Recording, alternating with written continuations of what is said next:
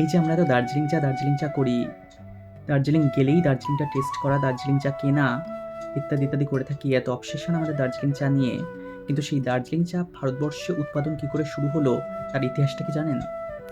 1830 সাল নাগাদ চীনের একচেটিয়া ব্যবসা ছিল সারা বিশ্বব্যাপী চা নিয়ে, এবং তারা সেটা সারা বিশ্বব্যাপী কন্ট্রোল করত।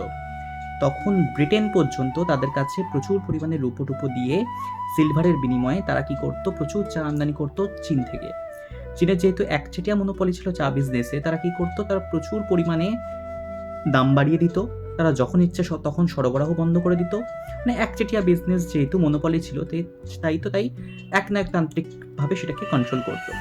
কিন্তু ইংরেজরা তা সহ্য করবে কেন? ইংরেজরা তখন এক ষড়যন্ত্র করলেন। তারা ঠিক করলেন তারা এক গুপ্তচর পাঠাবে চীনে। কেন? কারণ সেই গুপ্তচর পাঠিয়ে তারা চীনে চা তৈরির প্রসেস সম্পর্কে সে ধারণা করে আসবে, চায়ের বীজ নিয়ে আসবে, এটা হবে তার কাজ। সেই গুপ্তচর এবার কে হবে? রবার্ট ফরচুন নামে এক ব্যক্তি উদ্ভিদবিদ ছিলেন, তাকে 1848 সালে পাঠানো হয় চীনে।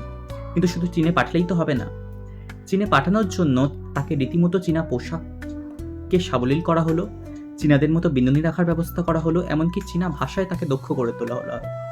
এইসব দক্ষটুকু যখন তিনি হয়ে উঠলেন, তখন 1848 সাল নাগাদ তাকে চীনে পাঠানো হলো। চীনে দুটো অঞ্চল ছিল যেখানে খুব ফেমাস ছিল চা উৎপাদনের জন্য, একটা হচ্ছে জেজিয়াং আর একটা হচ্ছে ফুজিয়াং। এই দুটো শহরে তিনি থাকলেন প্রায় 3 বছর। তিনি সেখানে ছদ্মবেশে থাকলেন, চীনের যে চা তৈরির প্রসেস সেটা শিখলেন, সেখান থেকে চায়ের বীজ আনলেন। এবার বীজ আনবেন যখন, তার ক্ষেত্রেও দেখা গেল সমস্যা। দীর্ঘ সমুদ্র যাত্রায় সেই বীজ যদি নষ্ট হয়ে যায় তখন কি হবে? তাই ওয়ার্ডনিয়ার কেস বলে এমন একটা বিশেষ কাঁচের তৈরি একটা বেশ থাকে, সেটা হচ্ছে নিয়ে আসা হলো। কাঁচের একটা বক্স, তার মধ্যে করে নিয়ে আসা হলো এবং সেটা এক্সপেরিমেন্ট করা হলো দার্জিলিং আর আসামে।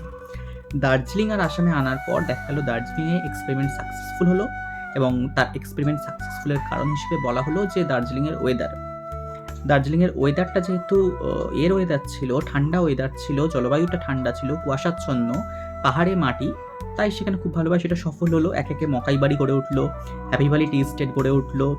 তো এইসব করার পর বিশ্বজুড়ে চা সরবরাহ শুরু করে দিল দার্জিলিং থেকে, এবং চীনের যে মনোপলি ছিল চা বিজনেসে, সেটা সম্পূর্ণভাবে ভেঙে চুরমার হয়ে গেল। তো এটাই ছিল ইতিহাস।